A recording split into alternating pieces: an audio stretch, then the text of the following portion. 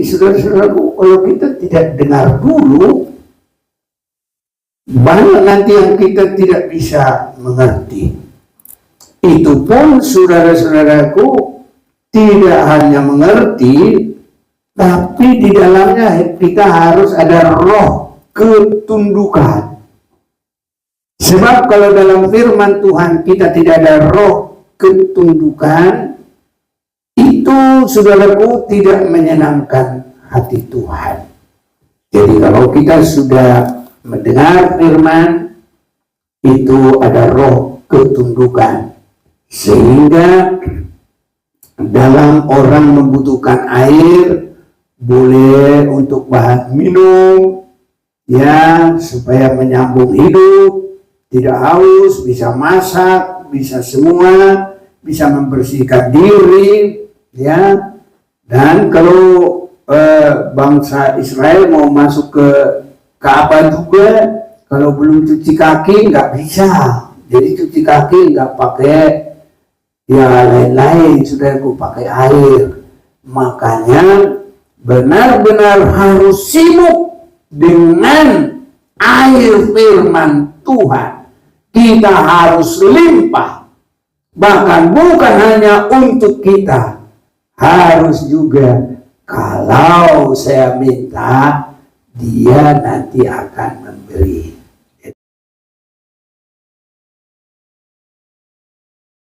Kita sangat bersyukur kepada Tuhan, ada kesempatan bagi kita beribadah. Saudara-saudara yang kasih, seperti kita menyanyi, ada keinginan yang selalu menyenangkan hati Tuhan. Ini adalah sangat baik.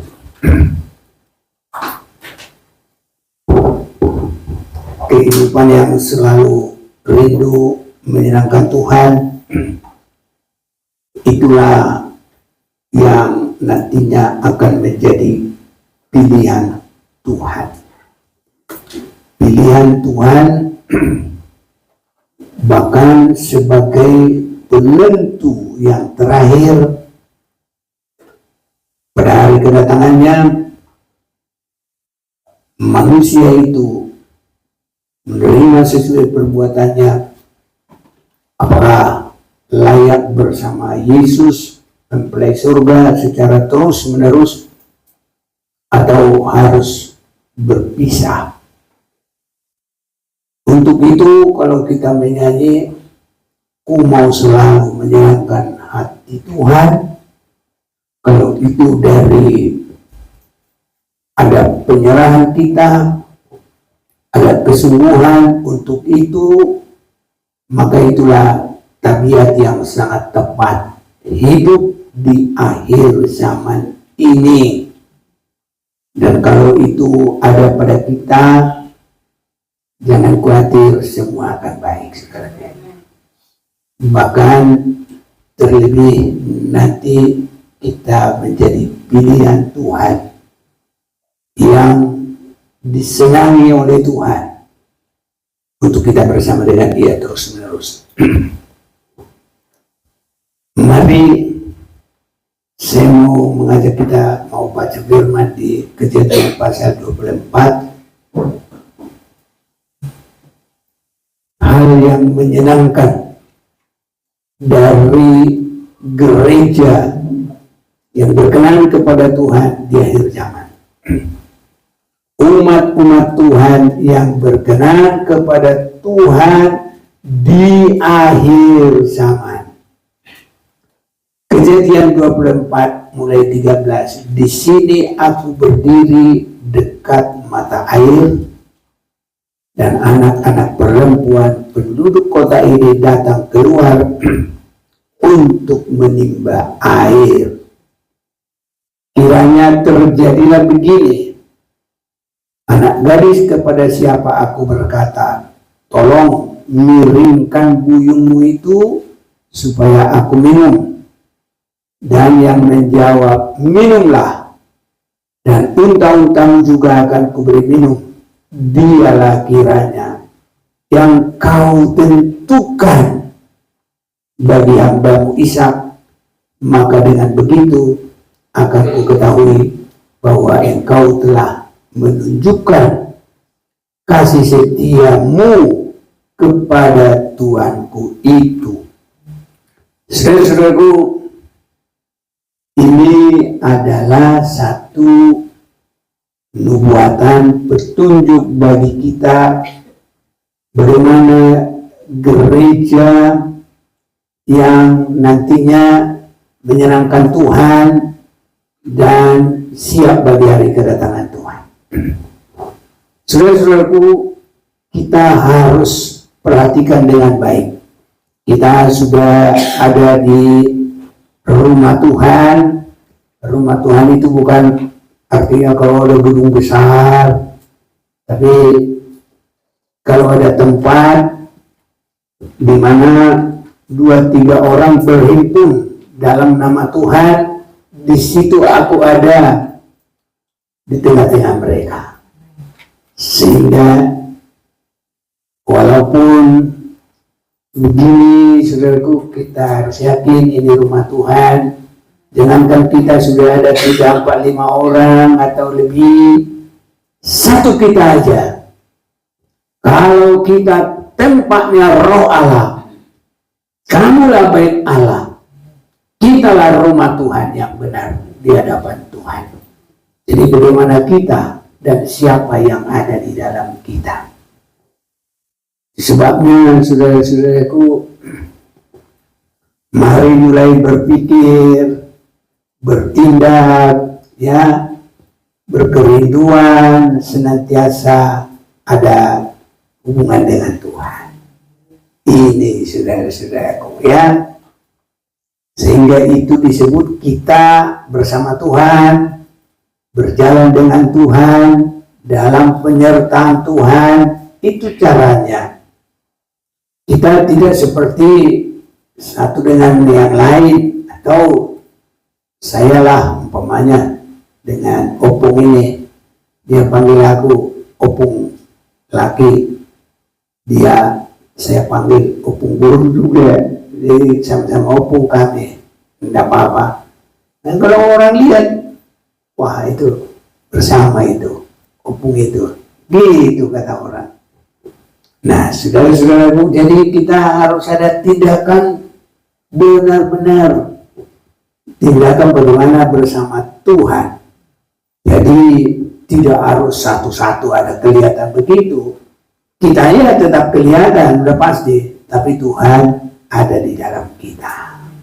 Makanya bagaimana pikiran kita, bagaimana hati kita, bagaimana kerinduan kita. Ini saudara-saudaraku, jangan nanti tiap hari yang dipikiri hanya ini, dipikiri dunia, ya itu bagaikan jalan datar terus itu, nanti dunia terus mentoknya di situ. Jadi harus perkara atas, saudara-saudaraku yang kekasih, yang kita harus pikirkan. Jadi di situ, itu sebabnya kalau orang sudah benar-benar jatuh cinta, di mana-mana saja dalam pemikirannya itu ada kekasihnya, ya. Di dapur dia pikir di situ ada kekasihnya, dia lagi dia baca, dia pikir di situ, begitu saudaraku. Jadi kita setiap saat perhatian kita sudah harus sebaiknya tertuju kepada Tuhan seluruh hidup kita. Jadi ayat 14, kiranya terjadilah begini, anak gadis kepada siapa aku berkata, tolong miringkan buyungmu itu supaya aku minum. Dan yang menjawab, minumlah, dan unta-unta juga akan kuberi minum. Dialah kiranya yang kau tentukan bagi hambamu Ishak, maka begitu akan kuketahui bahwa engkau telah menunjukkan kasih setiamu kepada Tuanku itu. Ada persesuaian, ada penentuan untuk mempelai bagi Ishak. Ini ada gambarannya kepada kita untuk Yesus yang datang pada kali yang kedua. Dia adalah anak domba Allah, dan nanti pada kedatangannya ada pesta nikah anak domba. Ini saudara-saudaraku, bagaimana kita di sana? Apakah kita mempelainya? Ya, bagaimana kita mau berserah dan mengasihi Tuhan? Apakah kita undangan? Ya, saudara-saudaraku ya. Ya, memang asal tidak masuk neraka aja. Tapi kita tidak boleh begitu, saudaraku. Karena ada, kita sudah dengar, kalau buah itu ada yang terbaik. Yang pertama itu namanya buah sulung. Tapi ada juga yang sangat berbuah banyak, 100. Yang di bawah itu 60. Yang terlalu sedikit 30. Ya. Tapi tidak harus begitu, hanya kita boleh melihat semua itu adalah menunjuk kepada posisi-posisi seperti di dalam pesta nikah itu. Karena di dalam pesta nikah itu pasti yang paling tujuan mata di situ adalah dua mempelai, baru keluarga dari kedua mempelai, baru undangan. Nah gitu. Jadi kalau tadi di dalam buah itu, yaitu yang pertama, yang paling pertama itu buah sulung. Nah itu sangat menyenangkan itu. Baru yang 100 banyak, baru yang 60 dan selanjutnya 30. Jadi seperti itu di dalam pesta nikah. Jadi tidak semua jadi mempelainya, tidak semua jadi keluarga besar di situ. Tapi sebagian undangan, saudaraku. Apalagi sebagian cuma panoropi donga cerita. Iya, tapi kalau kita harus benar-benar berusaha untuk jadi yang terbaik. Sebabnya kita selalu dengar firman. Bagaimana supaya yang benar-benar sesuai dengan kehendak Tuhan? Saudara-saudaraku, si Eliezer yang disuruh untuk mencari mempelai bagi Ishak, dia sengaja berdiri di dekat mata air. Itu kan ayat 13. Di sini aku berdiri di dekat mata air.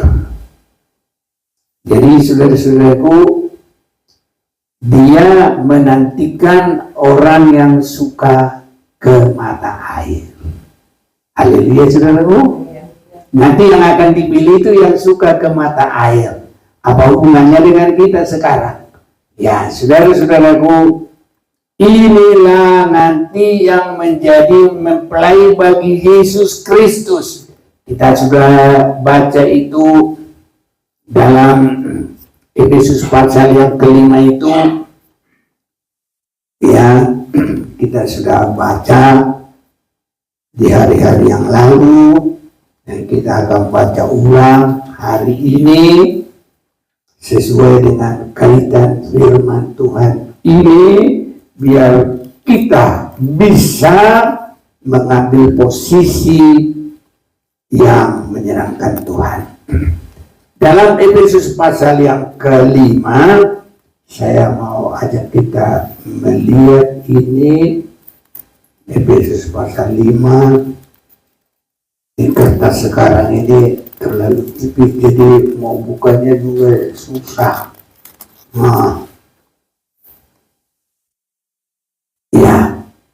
Jadi di dalam Efesus pasal yang kelima, ayat yang ke-26, untuk menguduskannya sesudah ia menyucikannya dengan memandikan dengan air dan firman. Jadi suka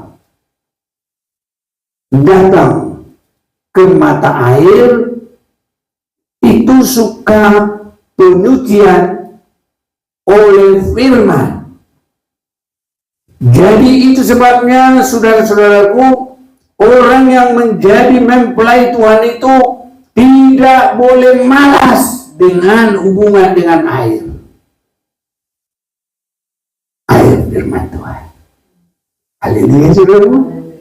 Iya, ini makanya saudara-saudara yang kasih, bukan salah-salah Pak. Kalau kita beribadah itu, wah itu di hadapan Tuhan sangat menyenangkan hatinya.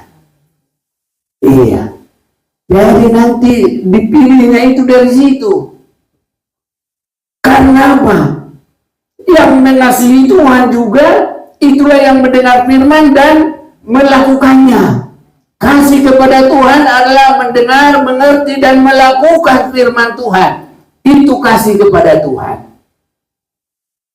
Nah, di situ saudaraku.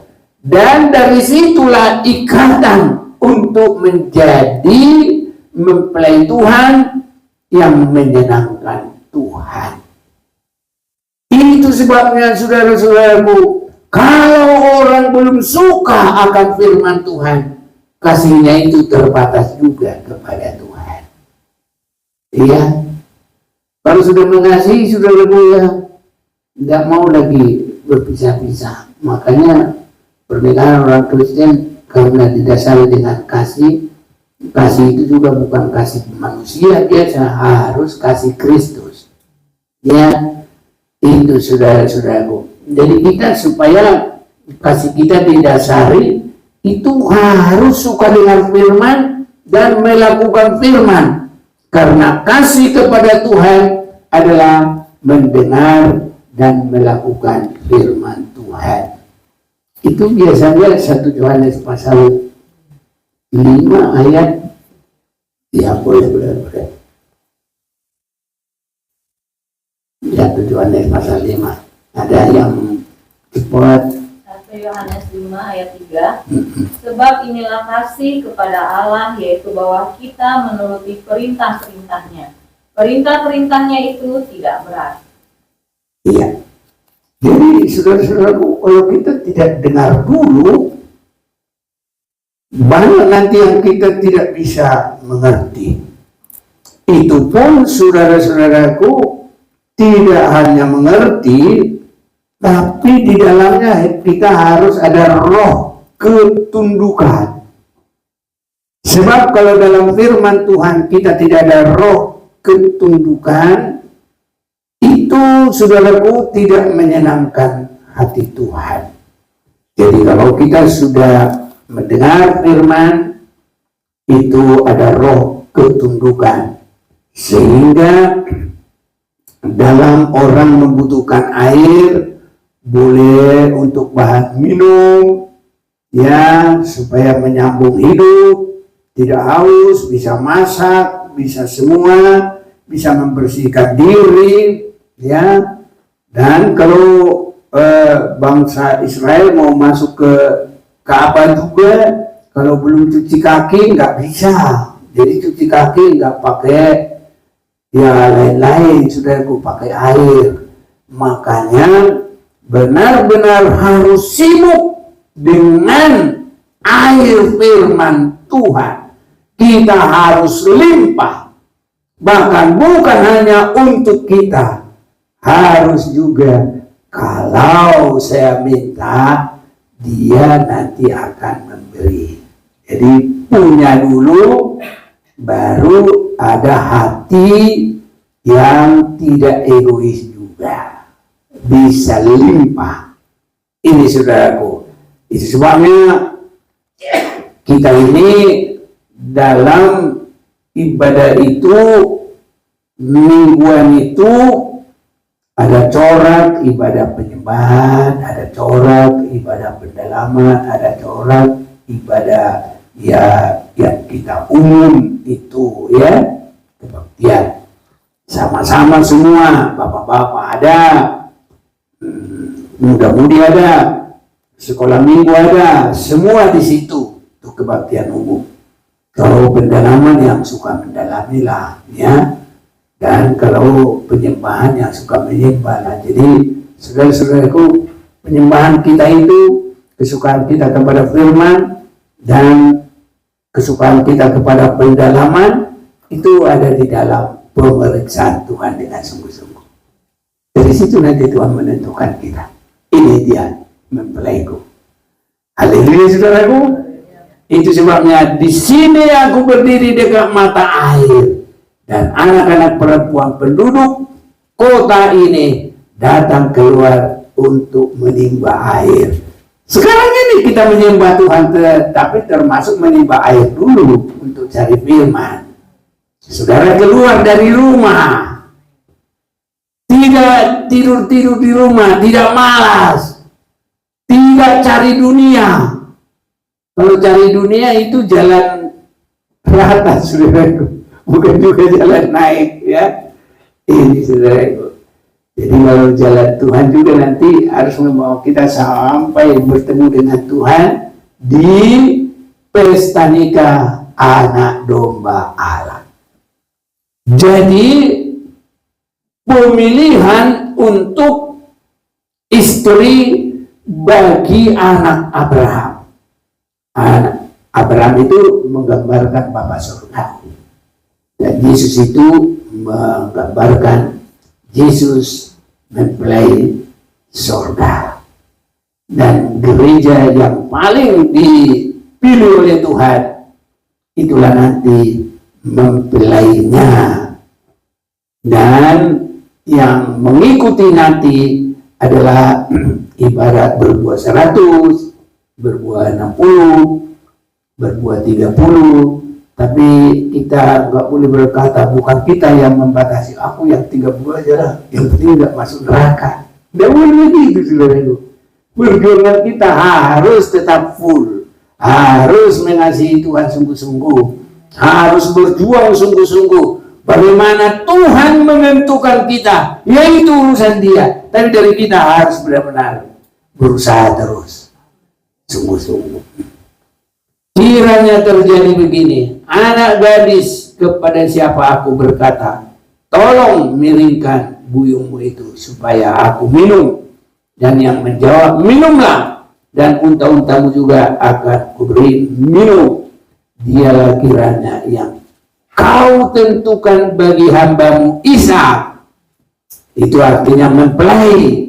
Maka dengan begitu akan ku ketahui bahwa engkau telah menunjukkan kasih setiamu kepada Tuanku itu. Siapa itu maksudnya Tuannya itu? Adalah Isa. Nah, ini saudara-saudaraku yang terkasih. Itu sebabnya kesukaan untuk firman Tuhan itu sudah sangat benar dan sangat baik bagi kita. Kalau kita mau mengalami tidak kehausan, ya, kalau kita mengalami tidak di dalam kotor, kalau kita ingin mengalami berkat juga bagi orang lain, jadi firman yang kita miliki tidak hanya untuk kita sendiri, harus bisa limpah, saudara-saudaraku. Haleluya. Makanya aku udah selesai, sudah cukup sekali. Jangan, saudara-saudaraku, ya, kita ini terus belajar. Saya yakin belum tentu semuanya kita mengerti semuanya nanti, tapi sedikitnya sudah menampilkan kehidupan yang cemerlang bagi Tuhan. Ini saudaraku. Sebelum dia selesai berkata, maka datanglah Ribka yang lahir bagi Betuel anak laki-laki Milka, istri Nahor, saudara Abraham. Buyungnya di bawahnya, di atas bahunya.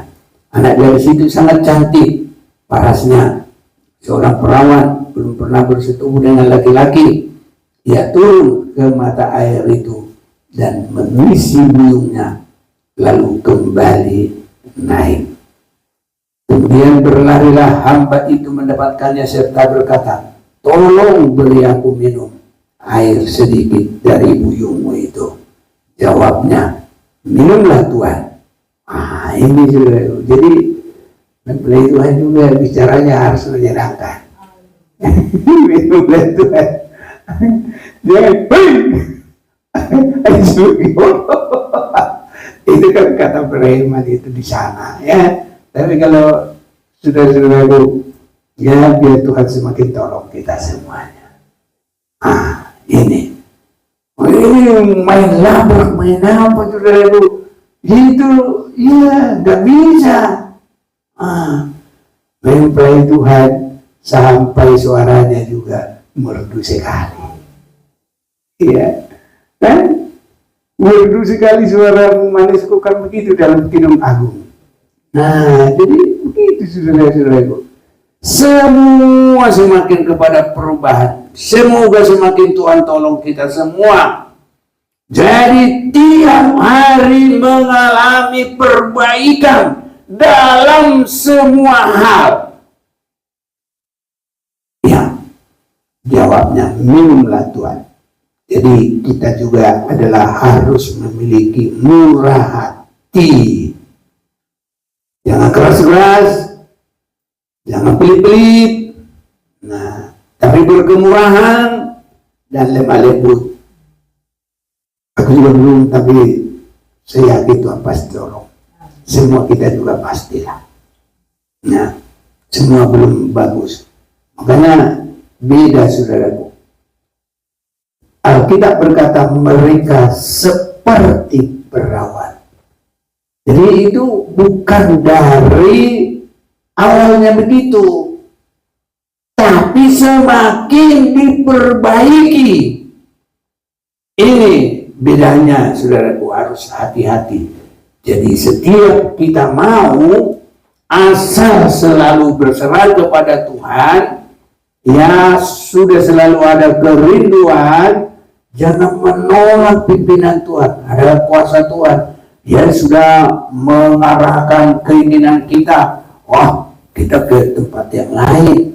Nah, itu saudaraku jangan.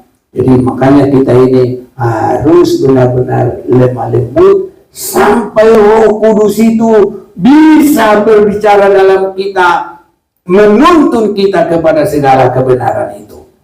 Setelah dia selesai memberi hamba itu minum, berkatalah, iya, baiklah untuk untamu juga, ku timba air sampai semua puas minum. Ini saudaraku, memiliki kelimpahan. Ya, kelimpahan ini mulai dari kelimpahan firman sampai kelimpahan kemurahan. Ya, karena memberi itu kalau nggak ada murah hati pasti pelit saudaraku. Ya, apa kau? Wah, bisa begitu saudaraku. Emang aku? Wah, apa dia bilang? Aku pesuruh bang. Aku apa dia bilang lagi? Atau bangku bahasa Indonesia itu. Ya gitulah saudaraku ya. Jadi aku bukan pembantumu begitu. Tapi kalau ini ya bermurah hati, nggak diminta pun mau dia. Iya, baiklah untuk unta-untamu juga kutimba air. Tadinya si Eliezer hanya minta minum, tapi si apa namanya Ribka berkata, ya baiklah. Tapi untuk unta-untamu juga kutimba air. Dia mintanya apa enggak? Bukan. Tapi saudaraku, anak Tuhan itu benar-benar berkelimpahan. Dan itu pembuktian diberkati oleh Tuhan. Dan Tuhan pasti menggenapi itu supaya bisa meningkat rohani berkelimpahan. Tuhan tambah. Tapi kalau kita memang rohnya enggak mau berkelimpahan, pelit, ya makin yang ada juga bisa habis. Ya, taruh umpamanya di gelas, datang kucing, tendang, habis hilang semua, ya kan? Kemudian segeralah dituangnya air yang dibuyungnya itu ke dalam palungan, lalu berlarilah ia sekali lagi ke sumur untuk menimba air dan ditimbanya lah untuk semua unta orang itu. Jadi kalau kita perhatikan kehidupannya itu sangat dekat dengan air, tidak segan-segan untuk sibuk di situ. Nah, jadi kalau kita masuk di dalam Efesus, itu orang datang dengan firman itu sama dengan kita menyembah. Jadi harus sibuk dalam hal itu, saudara-saudaraku. Inilah yang menyenangkan. Kalau banyak orang gak suka, ya udah, urusan dia. Tapi kalau kita harus seperti nyanyi kita itu, ya harus berkata tadi apa? Ya, aku mau mengikuti kehendak-Mu ya Tuhan. Aku mau selalu menyenangkan hatimu. Mengikuti itu, kita lihat Yesus lewat di depannya dengan firman dan mengerti firman dan melakukan itu, kita mengikuti Yesus. Ya, ini saudara-saudaraku. Dan air itu semualah, air buat minum biar gak haus, air buat mandi biar bersih. Ini saudaraku. Jadi air itu begitu terutama di dalam pemakaian hidup yang sehat, yang bisa menjadi mempelai bagi Tuhan. Jadi kita mulai, saudaraku, kesenangan kita adalah air firman Tuhan. Harus itu jadi kesenangan kita. Kalau kesenangan kita firman Tuhan melebihi dari segala sesuatu, justru Tuhan akan semakin mengasihi kita dan memberkati kita. Terlebih yang utama, Tuhan akan memilih kita siap bagi hari kedatangannya. Memilih itu untuk mengalami satu pengalaman dalam 1 Tesalonika pasal yang kelima. Kita mau baca ini, saudaraku. 1 Tesalonika pasal 5. Ya, kertas sekarang ini harus begini.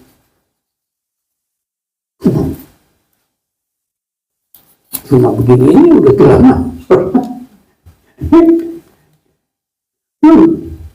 Ya, wanitlah yang lain. Kalau main duit aja deh. Ini dah, gak bisa. Yang mana 1 Tesalonika 4:5 ya. Oh, pasal 4 ya.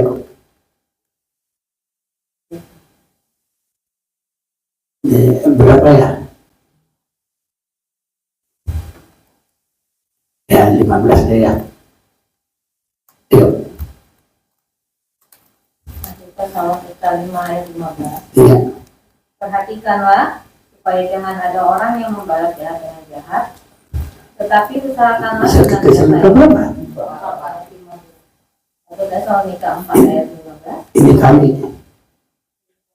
Ini kami katakan kepadamu dengan firman Tuhan, Iya.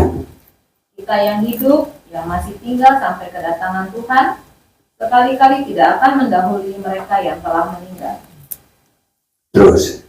Sebab pada waktu tanda diberi, yaitu pada waktu pemuluh malaikat berseru dan sangkakala Allah berbunyi, maka Tuhan sendiri akan turun dari sorga dan mereka yang mati dalam Kristus akan lebih dahulu bangkit.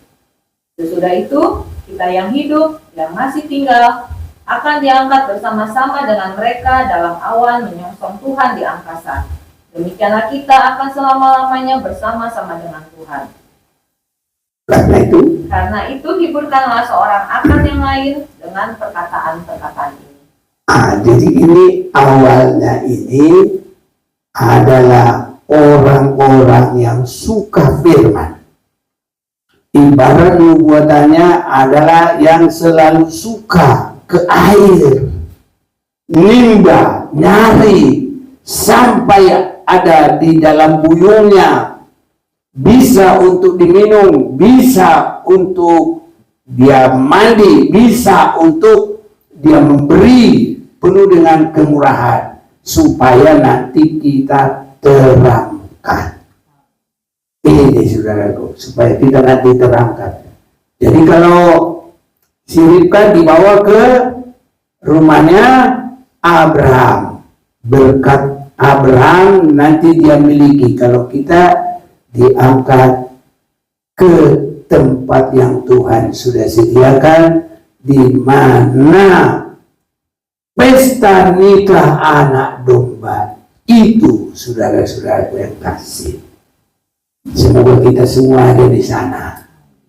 Nah, inilah kerinduan kita. Itu sebabnya biar kita suka firman itu, terlebih untuk menikmati, untuk kita puas di dalam Tuhan.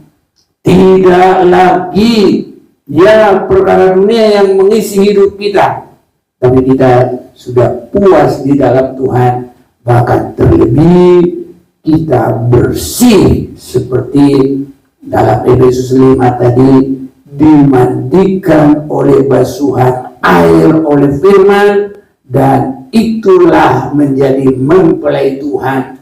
Kalau dibaca itu Efesus 5 itu, maka jelaslah Kristus kepala, gereja itu adalah tubuhnya sendiri. Kesana saudaraku perjalanan kita. Kiranya Tuhan tolong kita semakin mengerti, semakin dikuatkan. Dan saat ini kita akan menyerahkan, setelah kita mendapat firman, kita akan sujud menjadi penyembah bagi Tuhan. Mari kita mau sembah Tuhan.